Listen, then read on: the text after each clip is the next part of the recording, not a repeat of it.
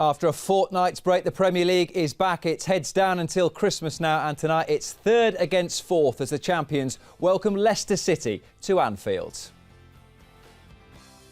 Yeah, very good evening to you. Welcome along to the Matchday live preview in association with Standard Chartered after what's been a difficult international break for Jurgen Klopp. But once again, last week we were able to check once again that maybe in life other things come before football, as we lost a great man, a friend of ours, a former teammate as well. Ray Clements left us at the age of 72 after a long battle with illness. He'll be honoured tonight with his face on the front of the programme. There'll be a minute's applause from the players, although not as he'd have hoped, with fans in the ground at Anfield. Jason McAteer is here, as is one of his former teammates, Phil Thompson. We're going to speak about Clem first tonight. As you said, we will talk about what a player he was. I know that you have said recently, earlier in the week, that one of the best five ever at Liverpool, but important that we speak about the man first. What a great guy. He was a great guy, and you can imagine me as a young lad, Kate. I was a midfield player and sort of more defensive minded, so never come into contact with Clem. But when Shanks put Emlyn and myself as centre backs, obviously as 19, 20-year-old centre back, you need a bit of help, you need a little bit of guidance. I had the great Emlyn Hughes alongside me, but it was Clem who sort of guided you through things. And this is the things about greatness to me. There was no dramas. So with Liverpool or with England, he was always nice and calm. He was always talking to you, clear information. And that was wonderful. And I see a lot of players now, and they make so much. We always say, oh, that's one for the photographers, where they'll go on the balls here and they'll go, oh, and they'll push it round. Clem never did that, because Clem understood that nice and easy save takes the pressure off everybody, certainly off the defence. So he would do that. Shots which were really great, he would still hold them, come for crosses, none of this stupid punching, would take everything. So I'm building a picture of greatness, of what he was. And he was a sweeper keeper back then. My goodness, if anybody did breach our back line, I pitied them, because Clem would just wipe them out, and he would. There was no straight red card in those days. He'd get a yellow card, but he was as hard as nails. But he was a fantastic guy off the pitch as well, a proper leader in the dressing room. But for you to say that, when there's a lot of the tributes this week, you hear about him referred to as one of the great English goalkeepers, but you said one of Liverpool's top five players ever. I mean, that's some tribute, some accolade, given how many have come through this club over the years. Absolutely, and it's quite easy to go outfield players, goal scorers, and what they bring to it. And it always is. They get the headlines, sometimes rightly so, but there's places which have put in there for greatness, real greatness. And that's where Ray Clements sits, because he deserves all that. When you think of us going through a league season of 42 games, only conceding 16, yes, we can say, oh, well, it was great. It wasn't. This guy he led you. He was a bit older than the rest of us. This guy was just sensational. We conceded 4 at home in 21 league games. He was just incredible. And it was season after season after season. We say about where does he sit with Alisson. So, of course, in 5, 10 years, hopefully with Alisson, you'd be going, he's up there with Ray Clements and all that, but he's not at the moment. He's a great goalkeeper, and we love him to bits. But this is over a long period, and that's why he has my wonderful esteem as being in the top 5. Jason, we speak about the greatness of Ray Clements, but there was such a lovely sense of humility when you spoke to him. He didn't come in here acting the big I am, despite everything he'd achieved. However, every time he spoke, you listened, and you were sort of hanging on his every word, because he had that aura of a fantastic player of time gone by. Well, I've been lucky enough to be in the company of some unbelievable footballers, and one thing that does stand out to me all the time is the bigger they are, the nicer they are. Like, you speak to Tomo and Aldo, Ian Rush, Kenny Dalglish, Clem was the same. You know, I was a big Liverpool fan growing up, and Tomo's right, and it's nice to hear Tomo talk about a goalkeeper in such high esteem, because we don't. Football's very generational, isn't it? And we live in a world of stats now, and we can say Messi's better than so and so, but you know, behind every great team, if you look back through history, there's a great goalkeeper. The great Man United team of the 90s, it was Schmeichel, you know, Seaman, the great Arsenal team. And you go back and it's right that Ray Clemence should be held in that high esteem because he was a massive part of what you did and the success that he brought. But Tomo's right, you look at the goal scorers, you look at the flair players, don't you? And sometimes it can go amiss that a goalkeeper adds just as much. But my meeting of Clem, you know, I was in awe of him because at the end of the day, it was Ray Clemence. It was like the man with the, you know, you remember him with the green jersey and the no gloves, never wore gloves. Yeah. And, you know, my lasting memory, although it is of him playing for Liverpool, was when he come back as a Tottenham player and he ran to the Kop and the photographer caught the fantastic picture where he's clapping the Kop and they're all giving him a standing ovation. We were one down at the time. And that just says, doesn't absolutely. it, you know, what the fans think of him as well. And it's great to hear Tomo talk about him like that because it's fitting. He was a top fella. It is, and he will be sorely missed. Even those bone-crunching handshakes from the great man will be sorely missed. We will talk about him a lot more as well in our Matchday Live programmes on TV and on Go over the course of the evening. Of course, there is a big match to look forward to as well. It is Liverpool against Leicester at Anfield, and there for us tonight is Peter McDowell. Thank you, gentlemen. And of course, those sentiments very much echoed by the army of Liverpool fans that can't be here tonight, and most of whom will never have spent any time in the great Ray Clemence's company. But, of course, their love and support very clear for all to see for his family here inside Anfield at the Kop End tonight. So too in the Matchday programme, the iconic shirt that we all recognise Ray Clemence from in his time here at Liverpool will be worn by Alisson Becker when he comes out for his warm-up. The rest of the goalkeepers will also bring out a wreath that they will lay behind that Kop End goal and then observe a period of silence to remember him. And from a football perspective, that probably is the only position on the field that, albeit in the last 2 weeks, hasn't really been affected by the army of injuries that we've seen as well. So many that Jurgen Klopp wouldn't list them in his press conference, but was very keen to point out in the positive nature that we all recognise him for now, that he wouldn't moan about it. He's already in that process a minute after the bad news of finding what kind of solutions they will come up with in a game like this against Leicester City. So with Thiago in a good way and Fabinho in a good way, if Fabinho is fit enough to start the game tonight, what part of the field will he start in against the striker that is in a rich vein of form, 33 years of age, Golden Boot winner from last season, 7 goals in his last appearance, 7 in his last 11 appearances, I should say, against Liverpool. And where ratios go this season, 50% of the shots that he's had have ended up in the back of the opposition's net. So a mouth-watering occasion, at least for the neutral, against the team that were top of the table up until those results from yesterday and today. Also a slightly different look about the shirt that Liverpool will wear tonight as well. The usual Standard Chartered emblem will be replaced by the Future Makers. This is the latest fundraising by Standard Chartered that will go towards young disadvantaged people around the world that they will raise money for. So these shirts will be auctioned off after the game tonight, and every penny raised will be matched by Standard Chartered too. We'll have the team news confirmed for you at 6:15 tonight when you join us again here at Anfield. Pete, thank you very much indeed. And may I just say, wonderful to have 2 pundits back in the studio. I mean, it does look like the sort of gradual stages of what happens when you leave a boy band from this side of the studio to the other. But double the knowledge, like, Jason. That's exciting, isn't it? Well, we do have to shout to each other, though, Rob. I can't hear a word you're saying, but I'm sure it's all gold, Tomo. It's like when we used to work on the pitch, you know, keep your distances and keep it all right, the back four and all that. You can marshal the troops from that central position, let Tomo Jason. do that. Tomo can that. Can both of these teams win the league? This season they can. I think we talk about it every game, don't we? How difficult it is, how unprecedented the times are, and you know what the teams have to do, and you know to win the league. There's a lot of teams now hitting the ground, isn't it? Chelsea, we see Tottenham have gone top of the table. Leicester have done a fantastic job unbeaten in 6. Liverpool are there or thereabouts. These two can, but I wouldn't discount the likes of Manchester City or United. You just don't know what's going to happen. Squads are going to be tested. Christmas period with all the games, there's going to be injuries. We've got international games where players are catching COVID, unfortunately, missing out in important games. So there's going to be a lot of twists and turns, but the simple answer to your question is, yeah, I think both teams could easily win this league. When it comes to twists and turns, Tomo, in terms of who can win the league, will a lot of clubs feel the pendulum has swung closer to them given the injury to Joe Gomez during the international break? Yes, without a doubt. It's not just that, is it? Because Jordan Henderson's out as well, and you've had Trent, his calf injury, and obviously Virgil, which is the biggest miss. But since Virgil's been injured, we've been on a decent run. We won 5 out of 6 or something. So it's not all doom and gloom. It seems as though the players, what I said, don't use that in deflation.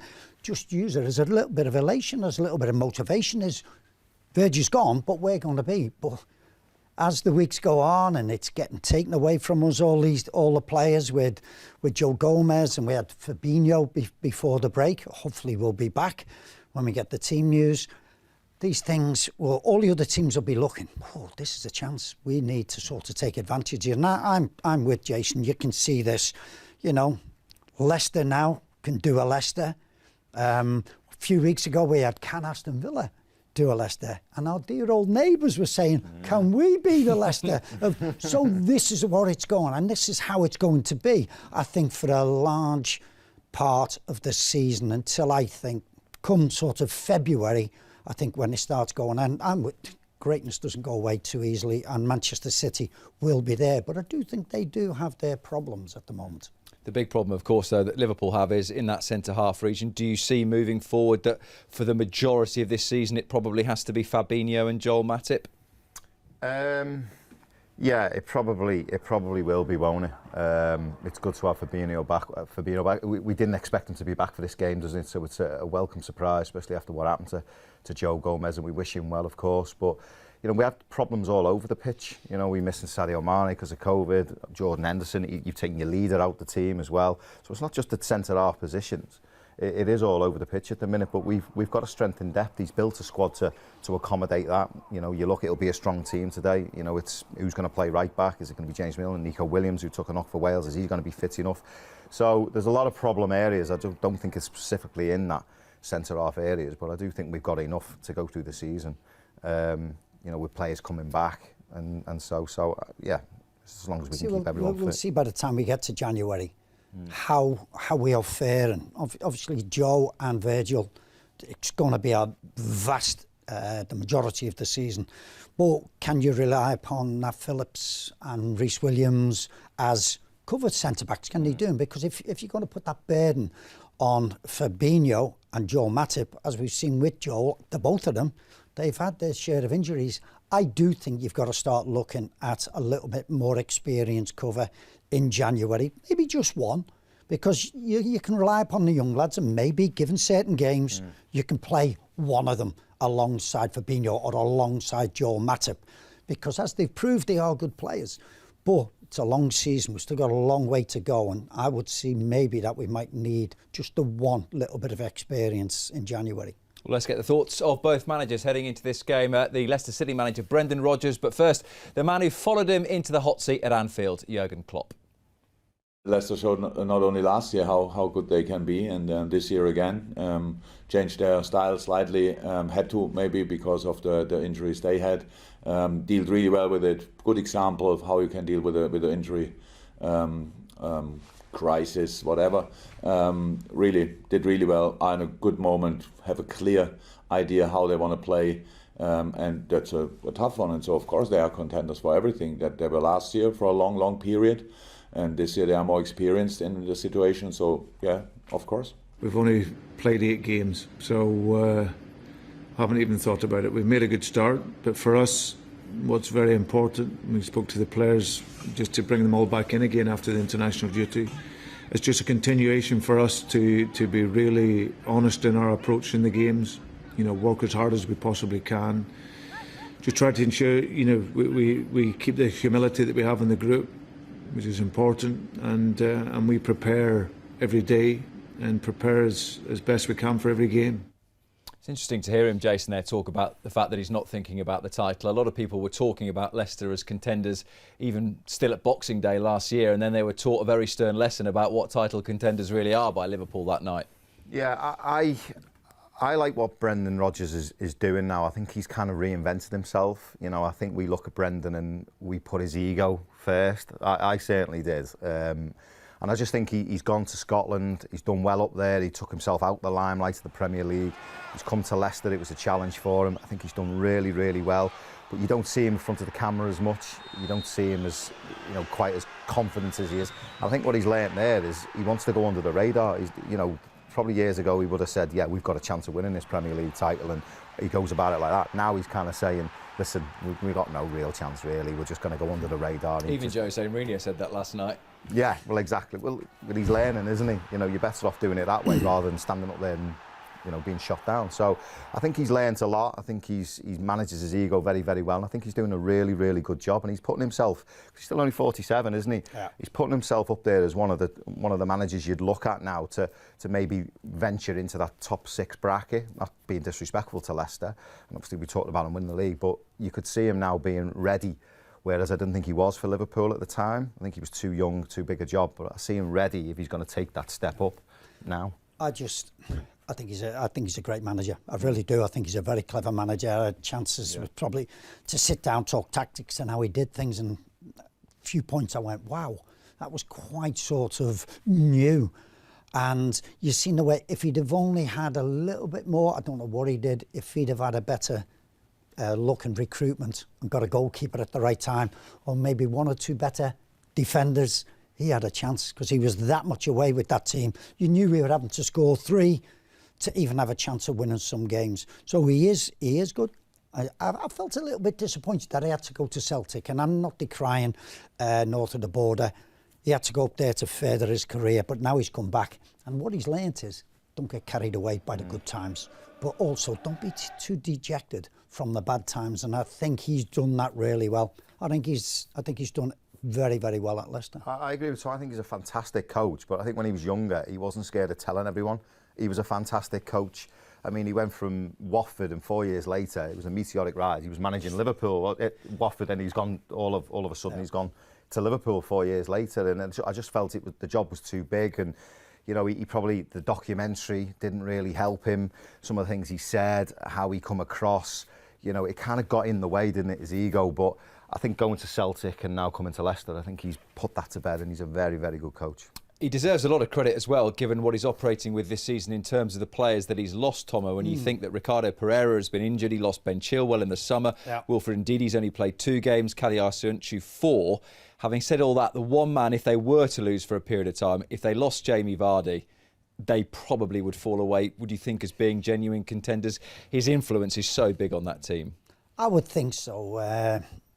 You look at Vardy, it's what he brings. As a footballer, you're playing with somebody like that who just seems as though, put me out there and I'll go and chase the ball all over the pitch, put pressure on.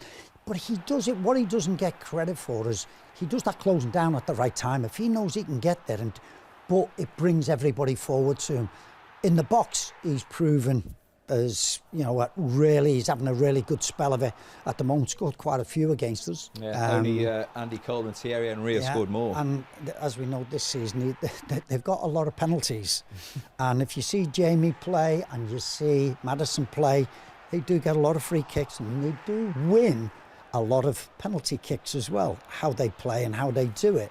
So, but he has done ever so well. Since he packed in England, I think it's helped his career. And I really do. I think he's able to re-energise himself, look after himself a little bit better. And I just marvel at him. I think how well he has done from relatively late into the game. I think he's wonderful. His pace frightens everybody all the time. Without him, if Harvey Barnes doesn't play, he's the only other one with the pace like him on the counter. I totally agree with Tomo. I think, you know, he's a massively important part, but in saying that, I think that there's not a lot of versatility to Leicester. I think if they play like they play, they can be a bit more defensive, which I think they will. I think if you look at games they played, City, you know, they went 5 at the back. They've got the best defence in the league this season. Yeah, but what he does is he goes 5 at the back against the better teams, and then he's more expansive against the not so better teams. So he'll go 3 at the back, and his wing backs will be pushed on a little bit higher against the better teams. I think, which you'll see tonight. I mean, you might not, because he might feel he's got a chance with all the Liverpool injuries, but the 2 wing backs will drop deep and make a 5 more often than not. So Jamie Vardy's really pivotal because they play on the break. That's the only way they play, innit? And without him, and he's so clever at 33, you know, what he's doing is phenomenal. 8 goals this season, a lot of penalties. Like Thomas said, they win a lot of penalties, and he very rarely misses. But he's so important to how they play. And if they lose him, then they could be in trouble, couldn't they? Yeah, they could, because he's always willing to run in behind. He knows what his role is. Yeah. He can go 20 minutes without getting a kick. Yeah. But it doesn't matter. He will wait, and he'll keep foraging away, and chasing after centre-backs, but you put a ball in there, he will run forward for you, and it's so important. Well, you're right. I watched the Leeds game, and you're going like that, and Leeds played really well at times, but every time they counter-attacked Leicester, which again, as you just said, they'll sit back and they'll do it again tonight, and they'll hit you on the break, and that's where Harvey Barnes and Jamie Vardy comes into great effect, because they put that ball in, anything, they put it in the space. As soon as they've got a load of grass in behind the centre-backs, the ball will go in there, so we have to be ready. Well, we shall see how Liverpool deal with him tonight. We are back, of course, on LFC TV and LFC TV Go from 6:15. All the team news, interviews as well with Andy Robertson and Jurgen Klopp. More from Jason, more from Tomo. We shall see you a little bit later on. Bye for now.